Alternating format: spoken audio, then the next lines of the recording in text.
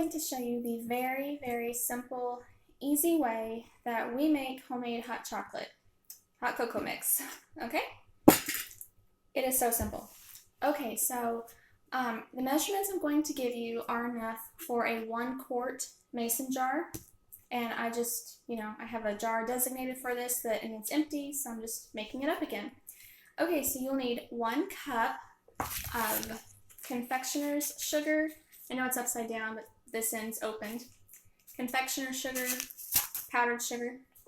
So you'll need 1 cup of that, and I just take a canning funnel.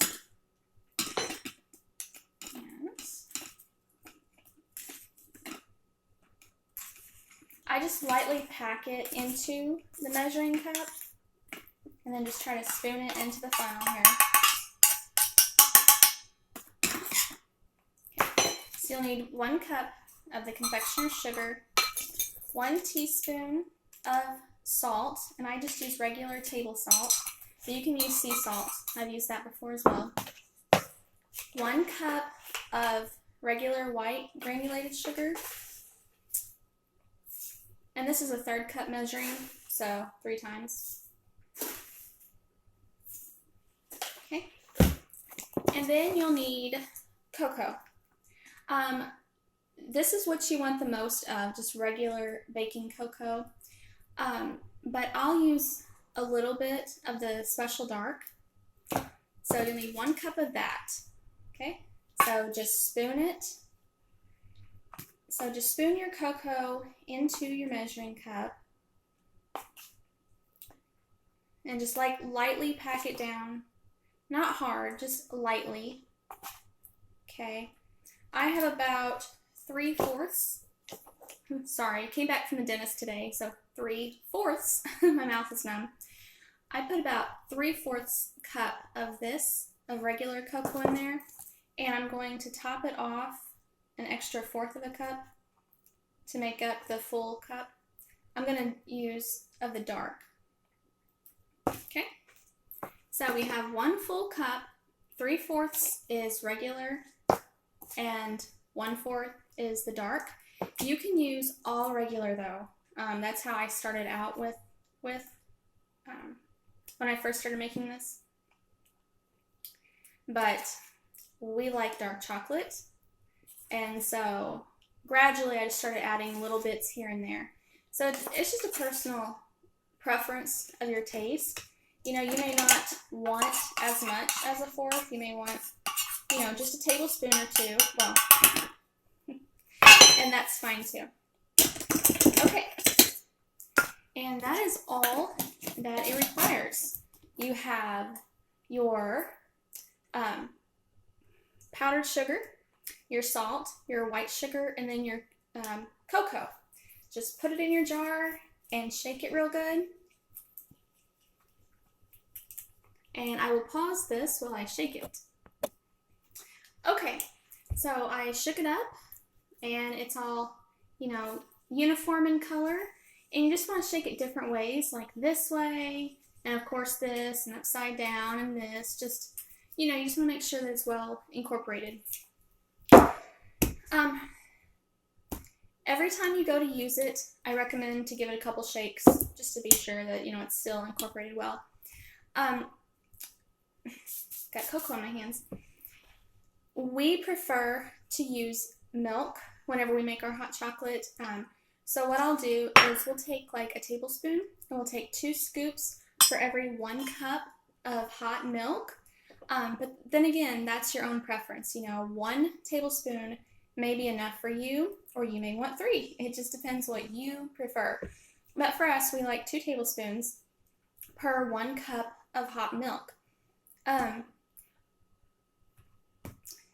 We will sometimes also, especially if we're getting low on milk, we'll half it. We'll do half water and half milk, and then heat it up in the microwave. Usually takes about a minute to a minute 20 for it to get hot enough, and just put your cocoa in there and then stir it up real good. However, if you do let it set, like after your milk is hot and you put your cocoa in there, your hot chocolate mix, after you put it in there, if you let it sit and you don't drink it right away, the stuff will settle to the bottom.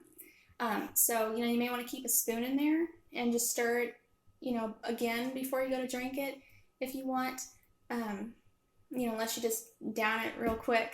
But we don't have a problem with that. You don't have all those other chemicals in there that store-bought hot cocoa does. Well, commercial hot cocoa. It has all those extra ingredients in there to keep it from separating, at least so soon. But this does separate, so that's, just wanted to kind of give you a warning there. But it's not a big deal. Just take the spoon, stir it again, or if you have a taller cup, and you only have like this much, you can just take it and swish it like this, and it stirs it up again. Okay, so I will go ahead and I'll make some so you can kind of see what it looks like when it's done.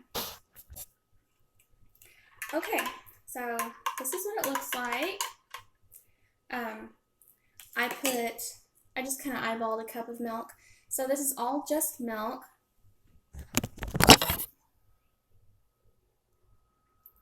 Can you see the foam?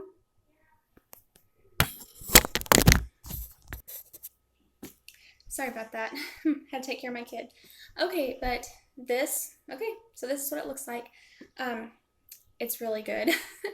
We really like it. But this is what the powder looks like. Sorry. I don't know if you can see that. I'm spilling it. Got too big of a spoon. Let's see. I don't know if it'll... Nope, it won't. Okay. But anyway, just want to show you that. So, if you make it, let me know how it goes if you want to. I have, for so many years now, I have been making our own hot cocoa mix. I have followed recipes that we did not like. I have made up recipes that were just a little bit too many steps that didn't work well. This one, it was several months ago. We were wanting some hot cocoa mix, and I just cannot bring myself to buy the stuff in the store because of all the, ingredients in it. Anyhow, and I said, that's it, I'm just going to throw stuff together. So I did, and I came up with this, and so simple, and it tastes so good. As long as it stays mixed up, it tastes great. If you do like things a little spicy, though, there was one recipe that I used to make religiously years ago, and it had a little bit of cayenne pepper in it, just a little pinch, and it's actually pretty good, like spicy with chocolate. So anyway, it was pretty good. So just, have fun with that, and so thank you for watching.